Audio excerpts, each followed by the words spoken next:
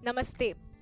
इस क्लास में हम बहुत ही इम्पोर्टेंट चैप्टर को पढ़ने वाले हैं, कारक और विभक्ति। अक्सर लोग सोचते हैं कि कारक और विभक्ति दोनों एक हैं, पर वे एक नहीं हैं। कारक क्या है, विभक्ति क्या है, आपको मैं याद कराना चाहती हूँ। हमने क्या किया पहले, कारक और विभक्ति तक पहुंचने के पहले हमने क्या किया, शब्दों को देखा, शब्द रूपों को देखा। प्रथमा विभक्ति, एक वचनम, द्विवचनम, बहुवचनम, द्वितीया विभक्ति, तृतीया, चतुर्थी, पंचमी, षष्ठी, सप्तमी, संबोधना प्रथमा। तो इतनी 7 विभक्तिज एंड 1 संबोधना प्रथमा को हमने देखा था। और एक एक विभक्ति के लिए एक वचन, द्विवचन और बहुवचन, 3 नंबर्स। ये सब क्या है, ये सब क्या है? आप अगर कहना चाहते हैं, अरे राम करता है, राम को दो, राम से कहो, या क्या करो, अपने गेंद के साथ खेलो, गेंद से खेलो, राम के लिए दो, हाँ, मंदिर से आना, ये राम का है, राम में अच्छे गुण हैं। तो के, को, से, पर, के लिए, में, इतने संबंध बोधक हैं। क्या हैं ये सारे प्रीपोजिशंस हैं, सारे प्रीपोजिशंस हैं। यस, इनको क्या किया जाता है हिंदी और इंग्लिश जैसी भाषाओं में? संज्ञा से पृथक लिखा जाता है ना? राम को दो, ऐसे संज्ञा से पृथक लिखा जाता है।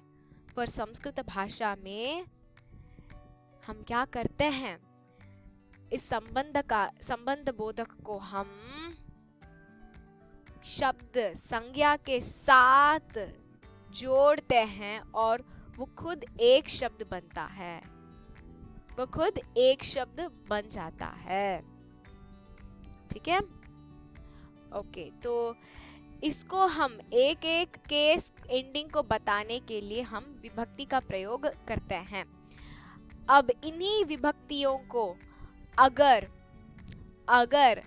वाक्य में प्रयोग करके उसका संबंध वाक्य की क्रिया से हो जाता है, तो वह कारक कहलाता है, इन्हीं विभक्तियों को, जैसे कि रामाय, चतुर्थी विभक्ति, एक वचन, प्रातिपदिकम क्या है? राम, राम है प्रातिपदिकम। इस प्रातिपदिकम का चतुर्थी विभक्ति एक वचनम, रामाय।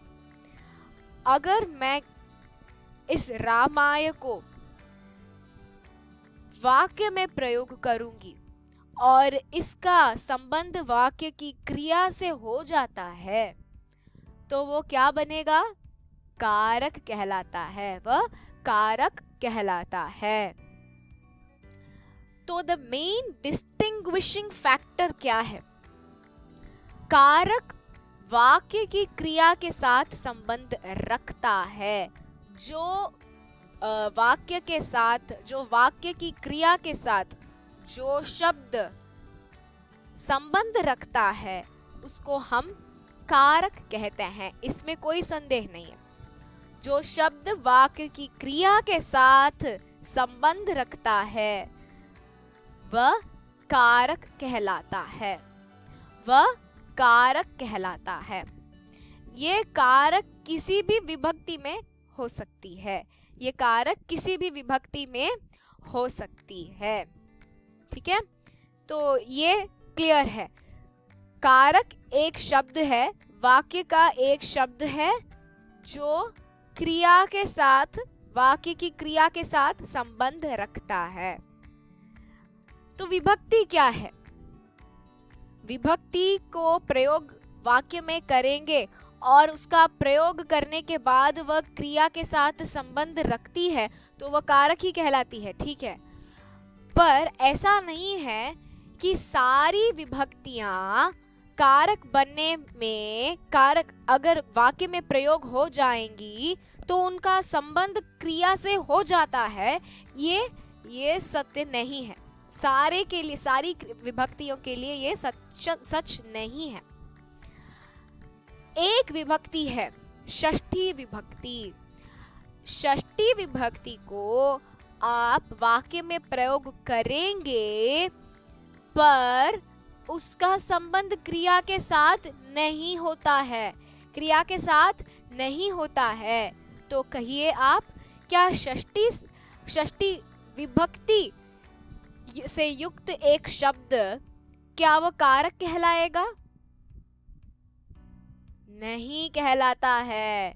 षष्ठी विभक्ति कारक नहीं हो सकती है, ठीक है। मतलब उसका प्रयोग अगर होगा वाक्य में, वह कारक नहीं हो सकती, क्योंकि भले ही उसका वाक्य में प्रयोग हो जाए फिर भी उसका संबंध क्रिया से नहीं हो पाता है।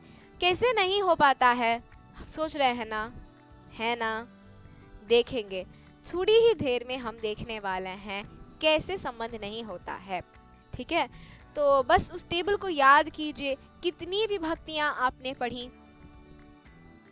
प्रथमा, द्वितीया, तृतीया, चतुर्थी, पंचमी, षष्ठी, सप्तमी। कुछ लोग इसमें भी गलती करते हैं। संबोधन प्रथमा को भी आप ये आठवीं विभक्ति है, ऐसे कुछ लोग सोचते हैं। नहीं, संबोधन प्रथमा it is a form of the, देखेंगे, हम देखने ही वाले हैं, आपको सरप्राइज लगेगा, ठीक है।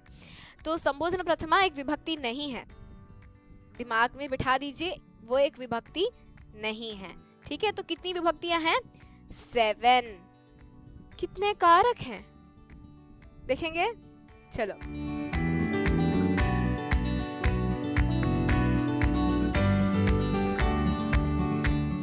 कर्ता, कर्म च, करणम, संप्रदानम तथैव च, अपादानाधिकरणम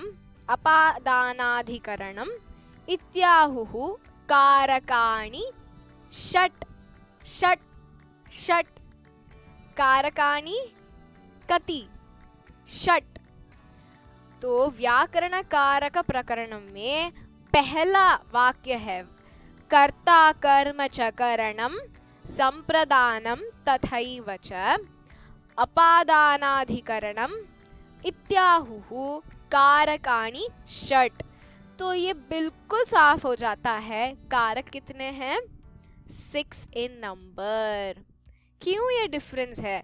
मैंने बताया ना, हर एक विभक्ति कारक नहीं हो सकती है वाक्य में, चूंकि षष्ठी विभक्ति को जब आप प्रयोग करेंगे वाक्य में, उसका कोई संबंध ही नहीं होगा वाक्य की क्रिया से, वाक्य की क्रिया से। इसलिए it fails to become a karak when used in a sentence, and therefore there are only 6 karak and 7 vibhaktis। ठीक है, तो एक और बार मैं पढ़ती हूँ। कर्ता कर्म च करणम संप्रदानम तथैव च अपादानाधिकरणम इत्याहुः कारकाणि षट्। इत्याहुः कारकाणि षट् छोड़ दीजिए। कर्ता कर्म करणम ऐसे कितने हैं? 1 2 3 4 5 6, ओनली 6। अपादान एंड अधिकरणम, इसलिए अपादानाधिकरणम। ओके, तो यहां तक तो क्लियर है। Let's move forward. कर्तृकारक, चलो पहले हिंदी में क्या है इन दोनों को, इन सबको देख लेते हैं। कर्तृकारक, कर्तृकारक बोलिए। कर्तृकारक क्रिया को करने वाला। तो कर्तृकारक बताएगा कौन क्रिया को करता है, कौन क्रिया को, क्रिया किससे हो रहा है। कोई जो कर रहा होगा ना, डूअर, डूअर को बताता है। कर्तृकारक क्या बताता है? डूअर। इसमें एक एक्सटेंशन है संबोधन कारक। ठीक है, नेक्स्ट वन, कर्म कारक। कर्म कारक हिंदी में बोलेंगे तो कर्म कारक, संस्कृतम में कर्म आपको कहना है, तो हिंदी में ही हम रखेंगे पहले। कर्म कारक क्रिया जिस पर पूरी हो, क्रिया जिस पर पूरी हो, जैसे कि I kicked the ball, I कर्तृकारक, किक्ड क्रिया, बॉल बॉल कर्म कारक। क्रिया जिस पर पूरी हो, ये एक्शन किस पर हो रहा है, क्रिया किस पर हो रही है, वह कर्म कारक है। ठीक है। थर्ड वन, कर्म कारक उसको बताता है, क्या बताता है, क्रिया जिस पर पूरी हो उसको कर्म कारक बताता है। थर्ड, करण कारक। करण कारक क्रिया जिसकी सहायता से हो, क्रिया जिसकी सहायता से हो। मैं पेंसिल से, मैं कलम से लिखती हूँ, मैं कलम से लिखती हूँ। तो ये जो करण कारक है ना, मैं इधर करण कलम से को अंडरलाइन करेंगे तो आपको वो करण कारक मिलता है। हिंदी में कलम से दो पृथक शब्द हैं, पर संस्कृत भाषा में एक शब्द के रूप में इसको प्रयोग किया जाता है, एक शब्द में इसको प्रयोग किया जाता है। करण कारक क्रिया जिसकी सहायता से हो, तो मैं writing, I write, write is the verb, with pen, with pen, तो ये मैं लिखती हूँ, लिखती ये क्रिया है। कलम से क्रिया जिसकी सहायता से हो, कलम से ही हो रही है ना सहायता, तो करण कारक बताता है कौन सहायता कर रहा है, क्रिया क्या सहायता कर रही है क्रिया का, ये काम, ये जानकारी हमें करण कारक देता है। फोर्थ वन, संप्रदान कारक क्रिया जिसके लिए हो, इससे संप्रदान, प्रदान, दान, इसका अर्थ क्या है, कुछ देना है ना, तो दान मतलब आप दे रहे हैं, प्रदान मतलब आप इंतजाम उनके लिए कर रहे हैं, तो क्रिया जिसके लिए हो, संप्रदान कारक क्या बताता है, क्रिया जिसके लिए हो।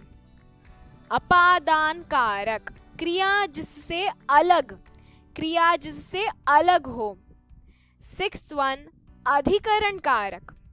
अधिकरण कारक क्रिया जिस स्थान पर हो, क्रिया जिस स्थान पर हो वो हमें अधिकरण कारक बताता है। ओके।